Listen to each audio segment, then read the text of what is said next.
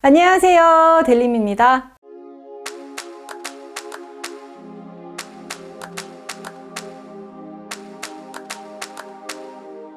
네, 오늘은 제 채널에서 정말 보기 드문 영상을 준비했어요, 여러분. 내 월급을 부탁해를 제외하고는 이렇게 좀 편안하게 토크를 한 영상 잘 없는데, 오늘은 여러분들과 이야기를 해보고 싶어서 이렇게 준비를 해봤어요. 자, 오늘 이야기해볼 주제는요, 여러분들이 돈을 이렇게 모으는 거에 대해서도 많이 얘기를 해주시고, 영상이나 뭐 댓글에서나 메일에서도 얘기를 많이 해주시고, 제가 몇 년간 유튜브를 운영을 하면서 이렇게 여러분들이 이제 이런 사고 가입하세요, 뭐 이렇게 하세요라고 많이 알려드렸는데, 이건 정말 하지 마세요 라고 말씀드리고 싶은 게 있어서 오늘 이렇게 영상으로 찍게 됐습니다. 자, 우선 여러분들이 좀 꼭 하지 않았으면 하는 영상. 자, 첫 번째, 월세를 살지 말아야합니다.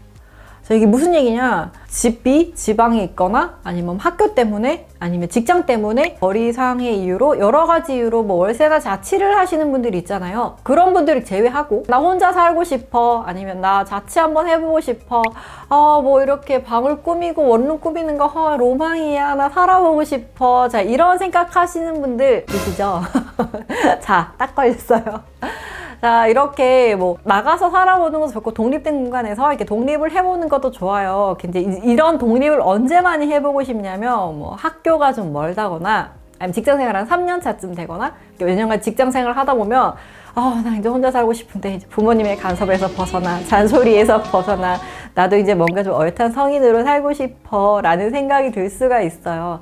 자, 그런데 이걸 현실적으로 여러분 생각을 해보셔야 돼요. 여러분들은 자꾸 이상만 생각하시는데, 현실적으로 생각을 했을 때, 자, 우선 이사를 나가야 됩니다. 자, 월세를 구해야 되죠. 월세가 뭐 보통 한 50, 60, 좋은 데는 80, 아주 풀 세팅되어 있는 아주 그냥 풀 옵션은 120까지 네, 월세가 자꾸 올라가고 있습니다. 최근 들어서 월세는 더 이렇게 껑충 뛰었죠. 네, 집값이 오르면서 월세도 많이 오르고 있습니다. 자, 이렇게 매월 월세를 내야 하고요. 자, 월세에서 끝이 나느냐? 자, 월세를 내는 게 중요한 게 아니라 그 집안에 들어가 살아야 되잖아요. 이불도 있어야 되고, 집기도 있어야 되고, 욕실 용품도 있어야 되고, 뭐 여러 가지 것들이 필요해요. 이게 월세를 얻어나가면 살림을 하나 새로 내서 가는 거랑 똑같거든요. 뭐 밥솥도 필요하고, 냄비도 필요하고, 숟가락도 필요해요. 집에서 가지고 가는 건 어느 정도 한계가 있어요. 뭐 수세미, 뭐 걸레까지 정말 다양한 게 필요해요. 자, 이거를 사다 보면 또 돈이 들어요, 여러분. 돈이 들죠? 또 관리비. 매월 내가 쓴 전기세, 물세 다 내야 됩니다. 이렇게 관리비 나오죠. 자, 이러면 월에 들어가는 비용이 뭐 월세 뭐 80만 원짜리로 가정을 했을 때, 네, 요 관리비까지 더하면 뭐 90만 원 그냥 통장을 훅훅 쓸고 지나가요. 자, 혼자 사는 로망을 채우기 위해서 이렇게 값비싼 대가를 치르는 게 과연 나에게 득이 될까요? 자, 만약 예를 들어서 제가 뭐 60만 원씩 월세를 나가는 걸 그냥 나가서 살지 않고 모으면 1년이면 720만 원이에요, 여러분. 자, 만약에 월세 뭐 관리비에서 뭐 80만 원이 나간다. 자, 이걸 1년 모으면 960만 원이에요. 거의 1000만 원 돈이에요, 여러분. 자, 그래서 이 돈을 여러분들이 그냥 그렇게 허비하기보다는 집에 있으면서 부모님이 따뜻한 밥 해주시고 기존에 내가 살아왔던 곳간에 살면서 편안하게 사시는 걸 추천을 드려요. 자, 근데 편안하게만 살면 안 되고요. 이 월세로 나가고 싶었지만 내가 꼭 참았기 때문에 이 돈을 열심히 월세 대신 적금을 붓는 거예요. 그래서 월 80만 원씩만 넣어도 월세 비용을 아끼면 960만 원 되죠. 돈이 1000만 원이 모이잖아요. 그럼 그 돈이 여러분 얼마나 커요. 이렇게 해서 뭐 이 돈만 모으는 게 더 악착같이 모으면 금방 2천, 3천, 4천, 5천, 1억 이렇게 분단 말이에요. 그래서 여러분들이 월세를 나가고 싶다라고 생각이 드시는 분들이 있으시면 그 돈을 그냥 나 월세 안 나가고 그래 그 돈 아껴야지 라고 그냥 생각만 하지 마시고, 월세를 안 나간 대신 내가 이 월세를 모아서 목돈을 모아보겠다라는 마음가짐으로 목돈을 모아보시기를 추천드려요. 자, 그리고 두 번째 하지 말아야 할 것, 여러분 자동차 좀 사지 마세요. 자, 자동차 좋죠. 뭐 나의 것, 내가 온전히 소유하는 아주 고가의 그런 자동차 뭐 좋습니다. 자, 좋은데 여러분 자동차는 사는 날부터 중고예요. 집은 사면 중고라도 뭐 위치가 좋으면 올라가기를 하죠, 부동산은. 근데 자동차는 사는 순간부터 값이 떨어져요. 오늘 사서 내일 팔려고 하면 200만 원 우선 깎이고 시작을 해요. 감가상각이 그만큼 심합니다. 2년, 3년, 5년 뭐 키로수에 따라 연식에 따라 값이 쭉쭉쭉 떨어져요. 그런데 왜 그렇게 차에 목숨을 걸고 차에 투자를 하시는지 모르겠어요. 자, 우리가 차를 살 때 자, 우선 차값을 지불을 해야 되죠. 물론 대출로 사기도 하고 뭐 카드 할부로 살 수도 있습니다. 다양한 방법이 있어요. 저는 예전에 다른 곳으로 발령이 났는데 교통편이 너무 불편한 거예요. 이게 출근 시간이랑 등교 시간이랑 겹치고 이렇게 환승도 해야 되고 이렇게 가는데 시간이 너무 오래 걸려가지고 제가 그때 차를 사고 있지 않다가 이제 이때가 기회다 이러면서 이제 차를 SM3 모델을 샀었어요. 이렇게 차를 샀는데 이게 그때 저는 약간 구형 모델, 예전의 기준으로 구형 모델을 사서 차값이 많이 비싸진 않았는데 저는 그냥 현금을 주고 샀어요. 뭐 캐피탈도 알아보고 대출도 알아보고 했었는데 그때 대출이 없었나? 그래서 그때 캐피탈도 알아보고 했었는데 그냥 현금으로 사서 캐시백을 받는 게 훨씬 더 이득인 것 같아서 저는 현금으로 샀어요. 근데 이제 차값만 내면 끝인 줄 알았는데 여러분 오산이었습니다. 자, 차값을 내고 취득세를 또 내야 되더라고요. 취등록세였나? 그때 세금을 내야 하고 그리고 자동차를 사서 운전을 하려면 보험을 들어야 운전을 할 수가 있어요. 그래서 자동차 보험을 가입을 했고요. 그리고 1년에 2번 자동차세가 나오더라고요. 자동차세를 냈습니다. 자, 이것만 해도 돈이 꽤 돼요. 보험은 해마다 갱신을 해야 되고 자동차세도 1년에 2번 꼬박꼬박 내야 돼요. 뭐 연초에 한꺼번에 납부를 하면 10%가 그 할인을 해주는데 저는 그 금액이 그래도 생각보다 꽤 부담스러워서 이렇게 2번 나눠서 내기도 했습니다. 이렇게 또 이 금액뿐만이 아니라 뭐 차 안에 내부에 필요한 뭐 도구들이라든지 뭐 시트라든지 뭐 이렇게 여러 가지 거치대라든지 여러 액세서리들도 사야 되죠.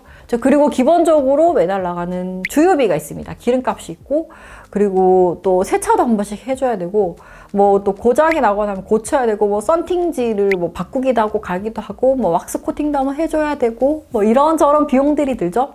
그러다 보니까 이게 제가 차를 샀던 그 해는 마이너스였어요. 제가 해마다 못해도 한 1,500에서 2,000 이상? 2,000만 원 안팎으로 돈을 계속 모았었는데 차를 산 해는 마이너스가 되더라고요.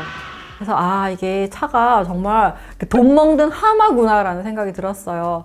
그래서 그때 이제 좀 돈이 마이너스한 거 보고 솔직히 좀 많이 놀랐었거든요. 그래서 이게 차가 어른들이 사지 말라 얘기했던 건 이유가 있었구나 라는 생각이 들었어요. 이렇게 조금의 더 불편함을 감수했더라면 그 돈만큼 한 2천만 원은 세이브를 할 수가 있었을 것 같은데 그때 좀 후회를 많이 했었던 것 같아요. 그래서 저는 주변에 정말 뭐 영업을 하시는 분들이라든지 차를 꼭 타야 되는 분들을 제외하고 차를 사려고 하면 우선적으로 저는 말리는 사람이에요. 수입차가 뭐 5천만 원, 뭐 8천만 원 이렇게 하잖아요.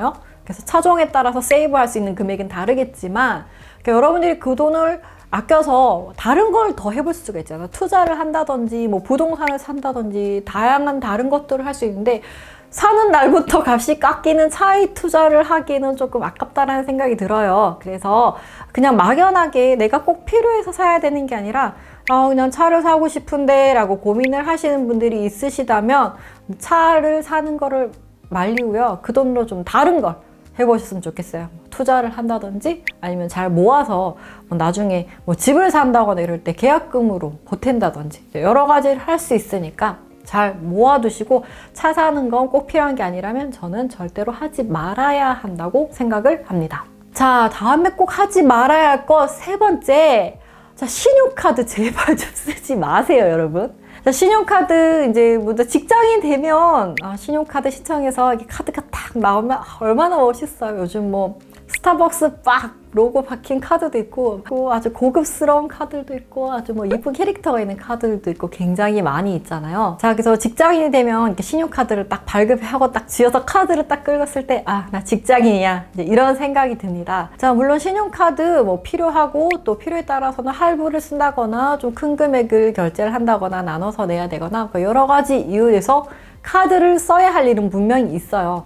그런데 이 카드를 계속 긁다 보면 여러분 내 통장에 있는 월급도 돈이고 카드에 있는 돈도 돈이고 자, 월급을 200만 원 받고 카드 한도가 200만 원이면 200만 원 안에서 이렇게 다 써야 되는데 자, 월급도 200만 원 쓰고 카드도 200만 원 쓰고 자, 저는 제 월급의 2배인 400만 원 쓰게 됩니다. 자, 이렇게 되면 계속 이렇게 쳇바퀴가 돌아요. 계속 이제 이번 달에 쓴 걸 다음 달에 갖게 되니까 나는 미래의 월급을 땡겨 쓰는 게 되는 거고, 내 월급은 또 현금대로 지출을 하게 되고, 이렇게 계획이 없이 아니면 신용카드를 믿고 계속 쓰다 보면 제 월급을 한 달 땡겨서 쓰게 되는 그런 효과가 나오니까요. 카드를 무조건적으로 쓰시면 안 되고 관리를 잘 해주셔야 돼요. 그래서 우선 제가 많이 추천드리는 방법은 신용카드는 꼭 필요할 때 쓰되 주로 체크카드를 사용하면서 내 현금 흐름을 잘 파악을 하라고 말씀을 드려요. 그래도 나 좀 통제가 잘 안 돼요 하시는 분들은 신용카드 한도 그냥 두시면 안 돼요. 우선 저는 카드를 받으면 현금 서비스 카드론 한도도 0원으로 줄입니다. 최근엔 좀 바뀌어서 이걸 따로 신청을 해야지 되는 걸로 알고 있는데, 예전에는 신청을 하면 현금 서비스 카드론 한도는 그냥 세팅을 해서 이렇게 주더라고요. 근데 그건 무조건 0으로 줄이고요. 그 카드 한도도 좀 많은 카드 하나를 놔두고, 그건 좀 급할 때 써야 되니까 그걸 놔두고 내가 주로 써야 되는 카드다 이러면 내 사용 실적에 맞춰서 카드 한도를 50만 원으로 줄여놔요.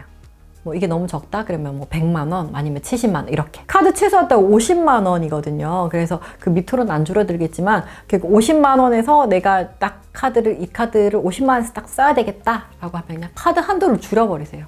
뭐 잘 쓰고 잘 갚으면 한도는 카드사에서 올려줘요.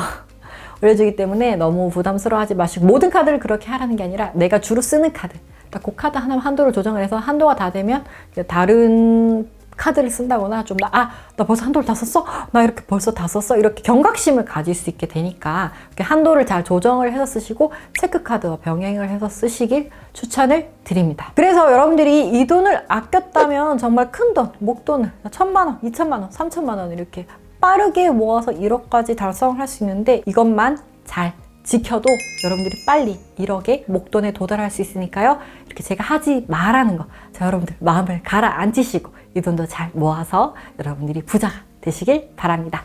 그럼 전 다음에 더 유익한 영상을 가지고 돌아오겠습니다. 안녕.